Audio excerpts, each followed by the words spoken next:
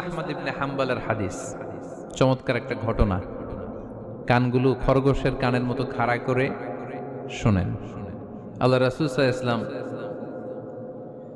কোন একটা মজলিসে একজন আনসারী সাহাবীর ব্যাপারে ঘোষণা দিল, বলল, এখন যে সাহাবী এসে বসবে সে সাহাবী জান্নাতি।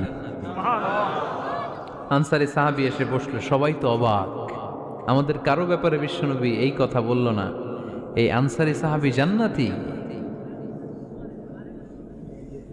আবার কয়েকদিন পরে আরেকটা মজলিসে বিশ্বনবী আবার ঘোষণা দিলেন, এই মুহূর্তে এমন একজন সাহাবী এসে এইখানে বসবে, এই সাহাবীটা জান্নাতি।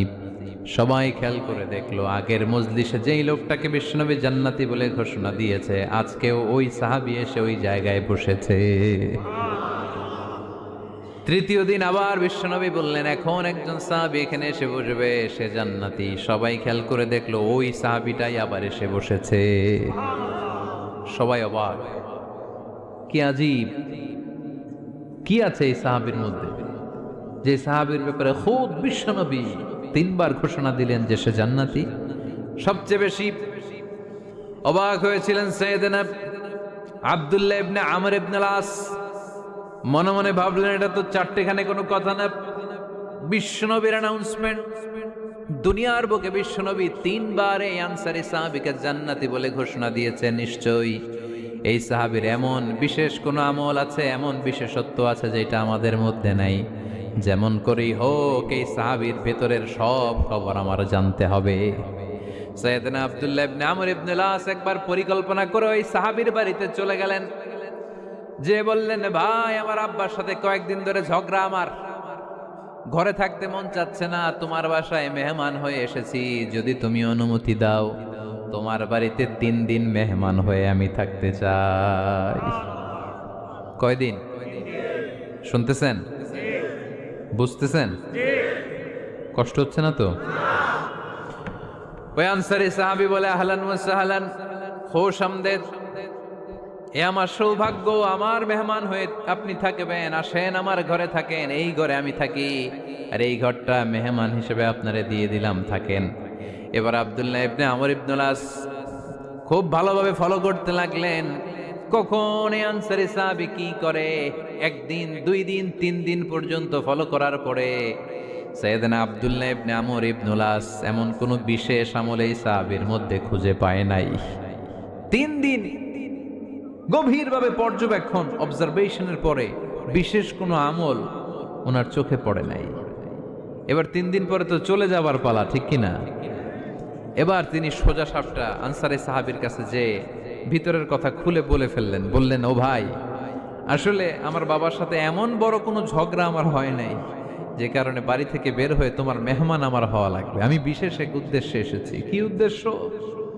আব্দুল্লাহ ইবনে আমর ইবনে আস এবার বলতে আরম্ভ করলেন, আমরা খেয়াল করেছি 3টা মজলিসে বিষ্ণু ঈসা ইসলাম তোমাকে জান্নাতি বলে ঘোষণা করেছে, তাই আমি জানার জন্য এসেছি তুমি এমন কি আমল করো যে কারণে বিশ্বনবী ঘোষণা দিলেন যে তুমি জান্নাতি। কি এমন বিশেষ আমল আছে তোমার, আমার একটু বলো, আমি ওই আমল করে জান্নাতি হতে চাই। আল্লাহু আকবার।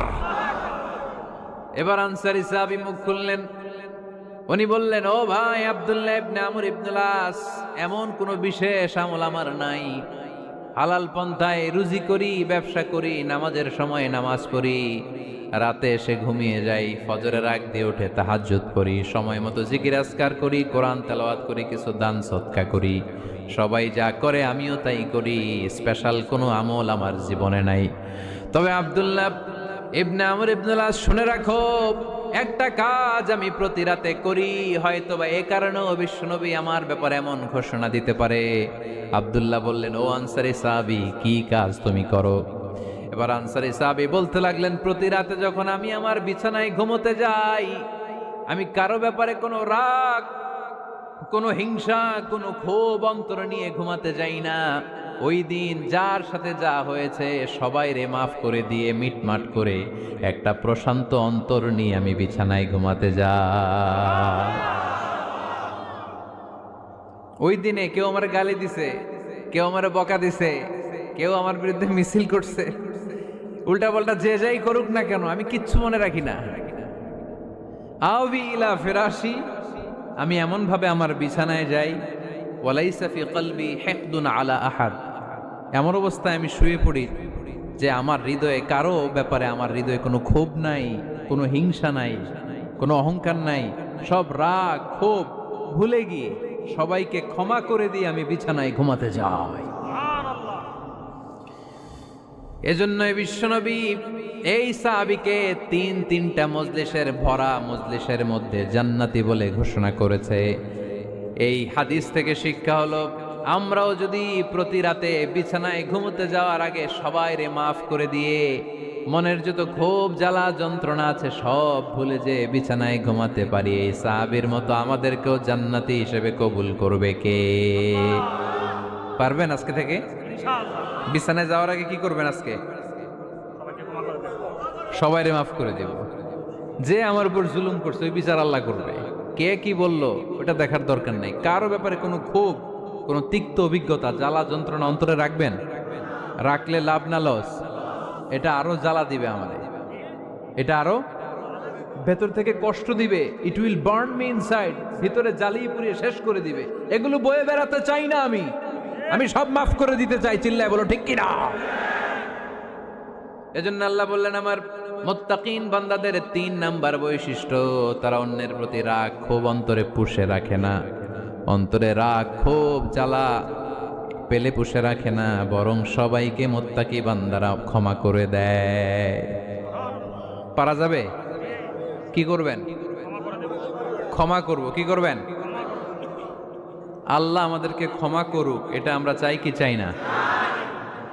আল্লাহ আমাদেরকে ক্ষমা করুক এটা আমরা চাই, কিন্তু আমরা আমাদেরকে ক্ষমা করতে পারি না। যদি আল্লাহর কাছে ক্ষমা পেতে চান তাহলে আগে নিজেরা নিজেদেরকে ক্ষমা করে দেন। আল্লাহ ভুল করছি, আল্লাহ মাফ করে দাও, ক্ষমা করো। আমি ক্ষমা চাইতেছি কিন্তু আমি ক্ষমা করি না আরেকজনকে। তো তুমি ক্ষমা করো না, তুমি ক্ষমা চাও কোন সাহসে? মা যাদাল্লাহু আবদান বিআফবিন ইল্লা ইজ্জান। আল্লাহর হাবিব ফরমান, কোন বান্দা যদি অন্য বান্দারে ক্ষমা করে দেয় আল্লাহ ওই বান্দার মর্যাদা বাড়িয়ে দেয়। ওয়া ইন তা'ফু ওয়া তাসফাহু ওয়া তাগফিরু ফাইন্নাল্লাহা গফুরুর রহিম। তুমি যদি অন্যরে মাফ করে দাও, তুমি যদি অন্যের ভুল ক্ষমা করে দাও, তোমার ভুলগুলো ক্ষমা করে দিবে কে? আল্লাহুম্মা ইন্নাকা আফুন কারীম। কদরের রাত্রে আমরা পড়ি, আল্লাহ তুমি ক্ষমাশীল, তুহিব্বুল আফওয়া, ক্ষমা করাকে তুমি ভালোবাসো। ফাআফু আন্নি, আল্লাহ তুমি আমারে ক্ষমা করে দাও। আল্লাহর ক্ষমার জন্য দিনরাত চোখের পানি ছেড়ে আমরা কাঁদি, কিন্তু অন্যরে ক্ষমা করতে চাই না। কথাটা বুঝতে পারছেন? আমরা আল্লাহর ক্ষমা চাই, কিন্তু আমরা আমাদেরকে ক্ষমা পেতে হলে আগে ক্ষমা পেতে হলে আগে ক্ষমা।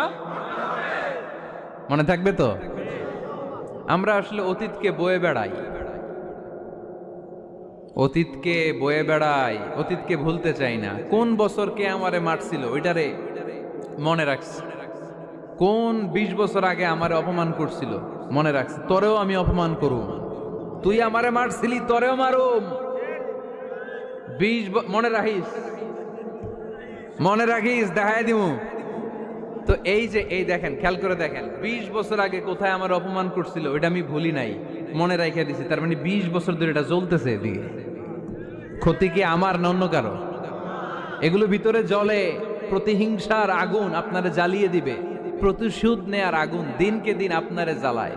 আপনি যদি একদিন ওরে অপমান করেন, মারেন, ও একদিন জ্বলবে, মরবে, কিন্তু প্রতিদিন আপনি জ্বলবেন। চিল্লা এখন ঠিক কিনা? রাসূল সাল্লাল্লাহু আলাইহি ওয়াসাল্লাম ক্ষমা করে দিতেন। মক্কা বিজয়ের দিন সব কাফির মুশরিক গুলো আল্লাহ রাসূল সাল্লাল্লাহু আলাইহি ওয়াসাল্লামের পায়ের সামনে থার করে কাঁপছিল। সবাই ভেবেছে আমরাও যেরকম পাষাণ, মুহাম্মদ মনে হয় তাই করবে, আমাদেরকে এবার কচুকাটা করবে। আল্লাহর রাসূল মক্কার কাফির মুশরিকদের এই দৃশ্য দেখে ঘোষণা দিয়ে দিলেন, ইযহাবু লা তাসরিবা আলাইকুমুল ইয়াউম, আজকে তোমাদের উপর আমার কোনো প্রতিশোধ নাই। ইযহাবু ফাআনতুমুত তালাকা, আমি তোমাদেরকে স্বাধীন করে দিলাম।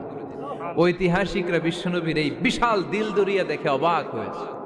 তারা বলতে বাধ্য হয়েছে, in the long history of the world there is no instance of magnanimity and forgiveness which was showed by Muhammad sallallahu when all of his enemies laid under his feet and he forgave them one and all. পৃথিবীর ইতিহাসে ক্ষমার এরকম নজির কোনো মানুষ দেখাতে পারে নাই। যখন তার ঘোর শত্রুরা তার পায়ের সামনে বসে থারথার করে কাঁপছিল, তিনি চাইলেই পিষে মারতে পারতেন, কিন্তু তা না করে তিনি ক্ষমা করে দিয়েছেন। এজন্য কি করবেন? কি করবেন? ওয়ালা আফিনা আনিন নাস। মুত্তাকি বান্দার 3 নম্বর বৈশিষ্ট্য, মুত্তাকি বান্দারা ক্ষমা করে দেয়। তারা মনের মধ্যে হিংসা রাগ এগুলো পুষে রাখে না। সুবহানাল্লাহ পড়েন। যারা ক্ষমা করে এরা অনেক ভালো থাকে ভাই, জানেন? আপনি ক্ষমা করে দিলে আপনি শান্তিতে থাকবেন।